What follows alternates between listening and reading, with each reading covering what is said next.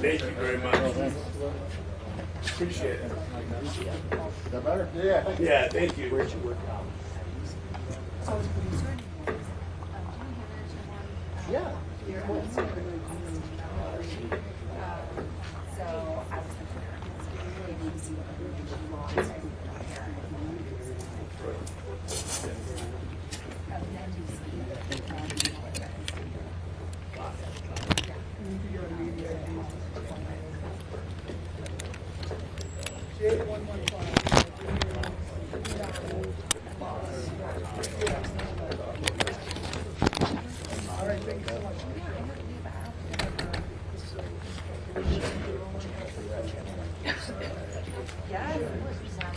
Really?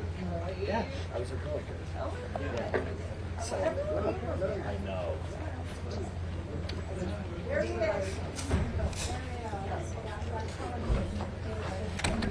Angela.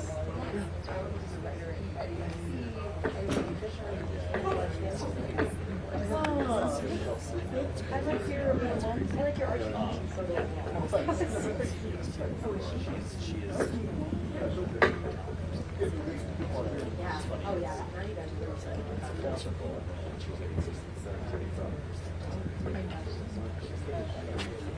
Yeah.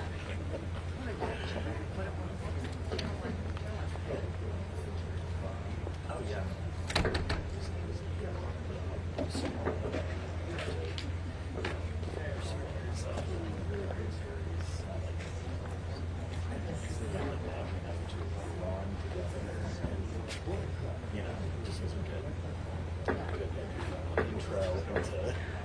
On camera too.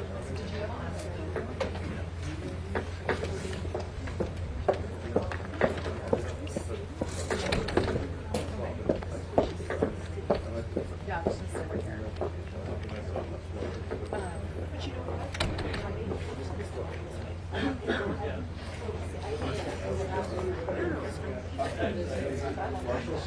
Okay, fine.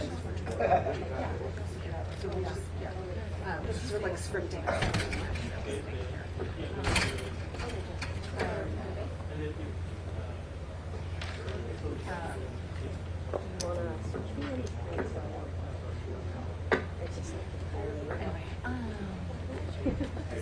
Yeah, for sure. I started up. Yeah. No, of course. No, thank you. Larry. I'm without it. Oh, nice to meet you. Are you from the No. Yeah. Yeah. Thank you. Nice to meet you.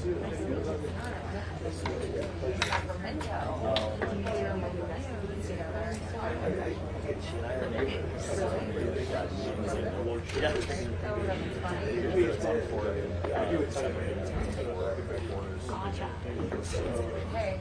This is like my.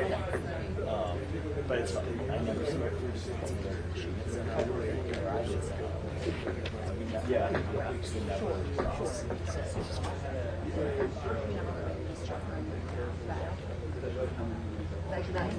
Larry. What's up, Eddie?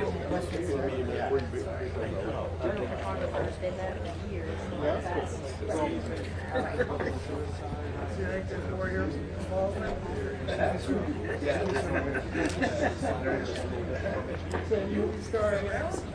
Yeah, but I'm shooting too.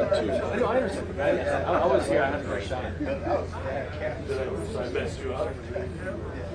Oh, yeah. Nice to meet you too. You good? To be continued.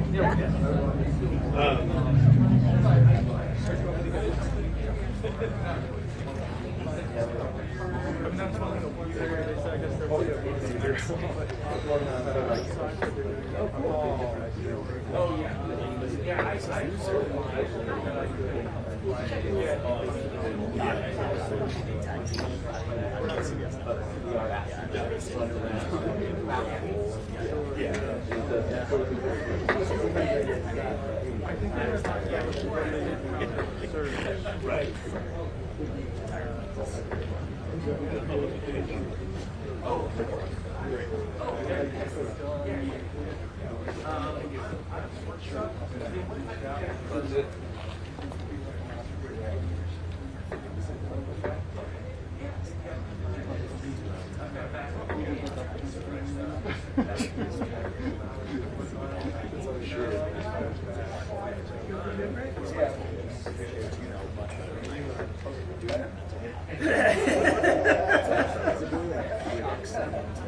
I don't know if we ever can retire. I'm still paying off all those college loans for all these kids. Oh, geez. So you won't retire either. No, I enjoy doing it. You guys are back on. Yeah, Oh, that's right. they're gonna let me know Facebook will have some news. Yep. Stay busy, that's good. We saw Blaze up there in the house. Oh, really? Yeah, this is definitely.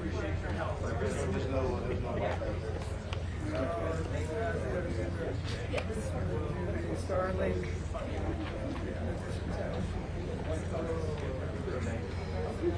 Yeah, pretty sparse.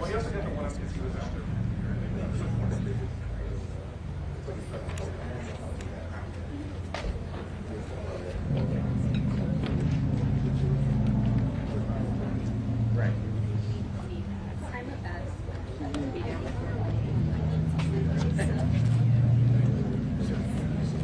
Oh, it's on New Mexico race, man. You'll be cold for 10 minutes and then sweating. Yep.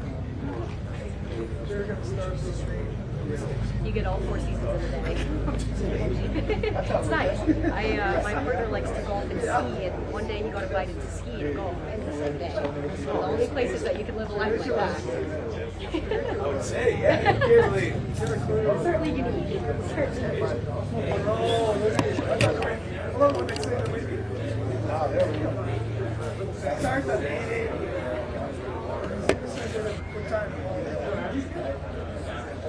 what time? How was your drive for you?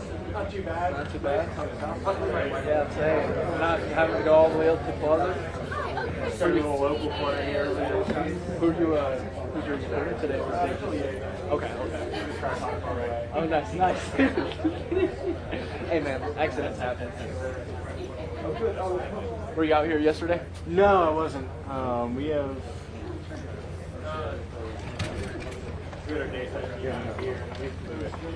Oh, did you?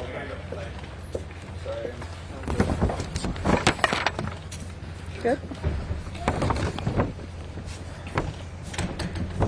Good afternoon, and thank you all for being here today. I'm Jennifer Labar Tapia. I'm Santa Fe Film Commissioner.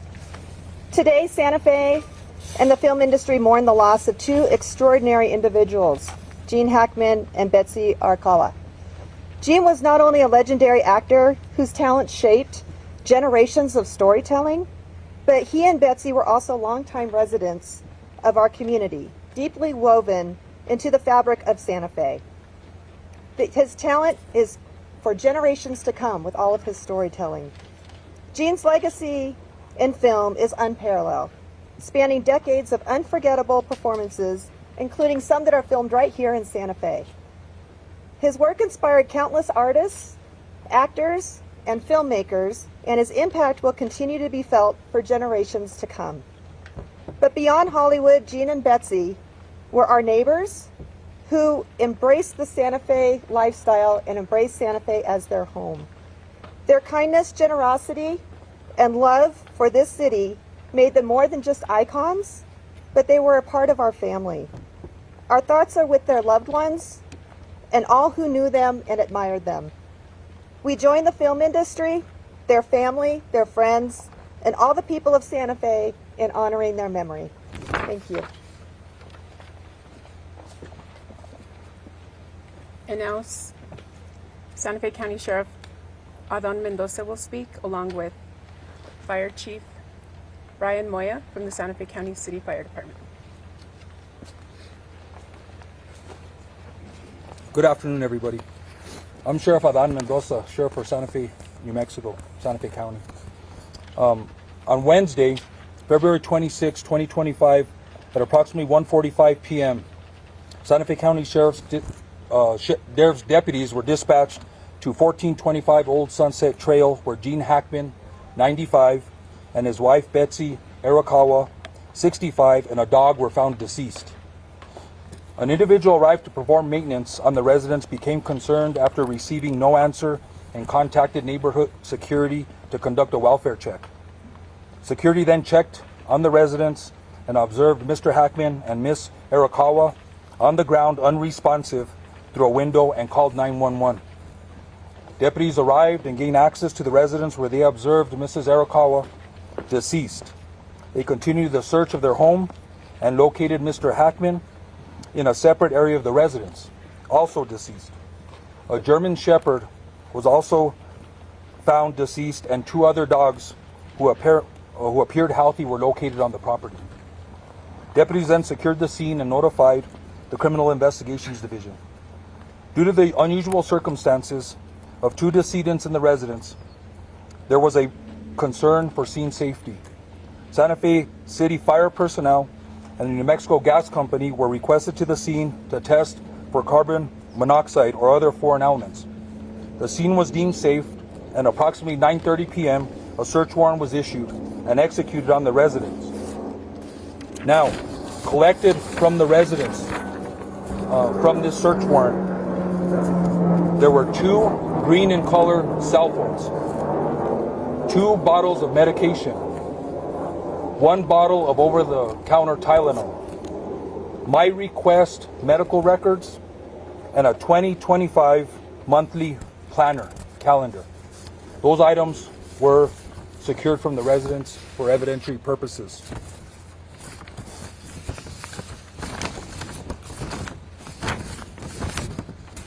The Santa Fe Animal Control Division worked with family to ensure the safety of the 2 surviving dogs. Investigation personnel worked diligently throughout the night and morning to process the scene for evidence. It should be noted there were no apparent signs of foul play. In the early hours of Thursday, February 27, 2025, Mr. Hackman and Ms. Arakawa were transported to the office of the medical investigator. An autopsy was performed. Initial findings noted no external trauma to either individual. The manner and cause of death has not been determined. The official results of the autopsy and toxicology reports are pending. Just today, I spoke to Dr. Jarrell, the pathologist from the New Mexico Office of the Medical Investigator. This was at 2:00 p.m. today. She advised that there were several tests that were submitted to be expedited. She revealed to me the following information. Both individuals tested negative for carbon monoxide. An initial interrogation was conducted of Mr. Hackman's pacemaker. This revealed that his last event was recorded on February 17, 2025. I was advised that a more thorough investigation will be completed. That'll conclude my statement. I will take a few questions, just so everybody knows, this is an active investigation still. I'll take questions. Based on what you know about the conditions of both the bodies, who do you believe died first? That's a very hard thing to determine. Even with the assistance of OMI, we asked that question because that's a question that we want answered.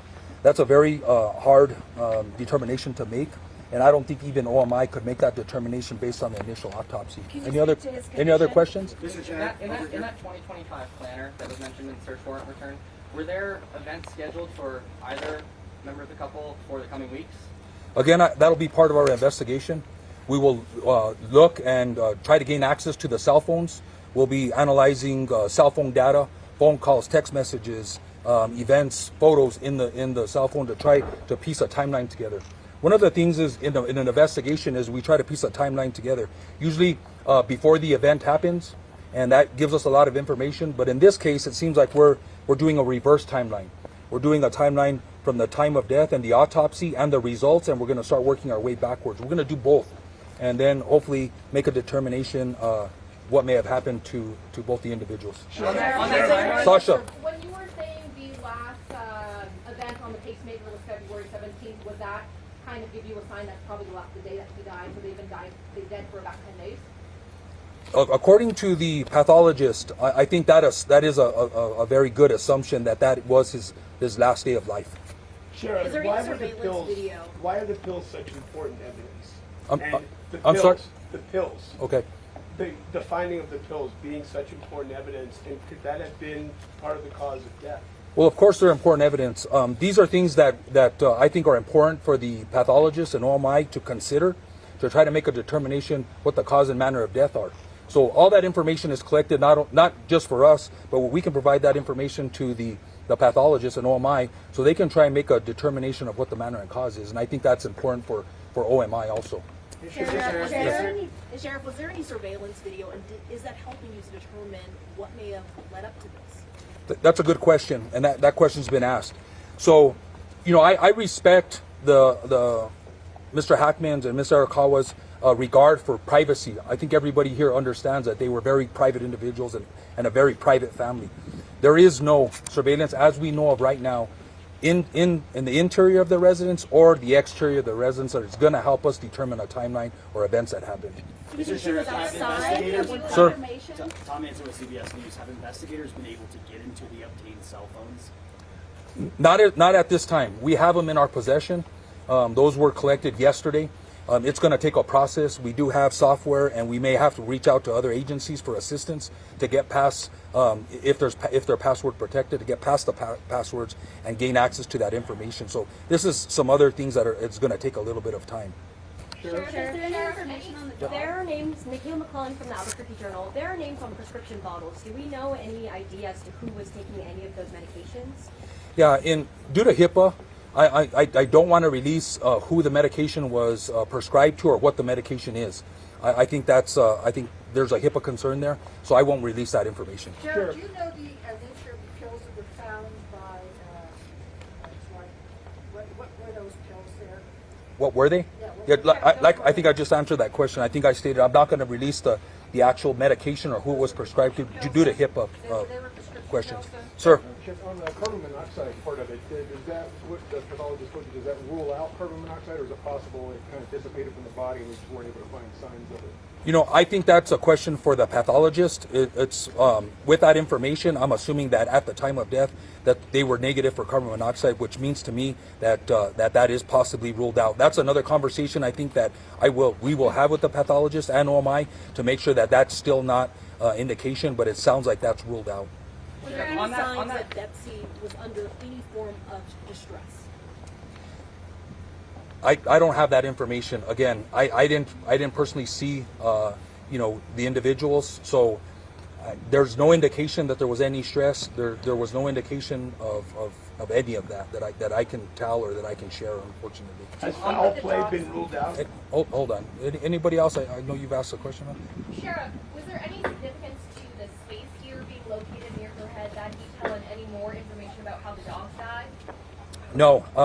I don't think the space, now that we've ruled out carbon monoxide, unless there's something else that comes back in the toxicology report, that we have to look, we're going to look at everything, right? We have photographs, we've documented everything that was close to the body in the room, then we'll look at that a little closer. But right now, there's no indication that has anything to do with it. Sure.